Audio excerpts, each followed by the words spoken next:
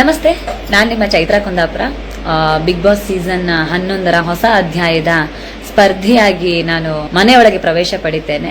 ಒಂದು ಅದ್ಭುತವಾಗಿರೋ ಅನುಭವವನ್ನು ಹೊತ್ತುಕೊಂಡು ನಿನ್ನೆ ಮನೆಯಿಂದ ಎಲಿಮಿನೇಟ್ ಆಗಿ ಹೊರಗೆ ಬಂದಿದ್ದೇನೆ.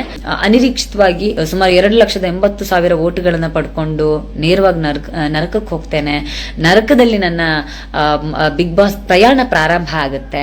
ಅಲ್ಲಿ ಊಟ, ಹೊಡೆದಾಟ, ಬಹಳ ಕಡಿಮೆ ಮೂಲಭೂತ ಸೌಕರ್ಯಗಳನ್ನ ಇಟ್ಟುಕೊಂಡು ಅಲ್ಲಿ ಆಟವನ್ನು ಪ್ರಾರಂಭ ಮಾಡ್ತೇನೆ.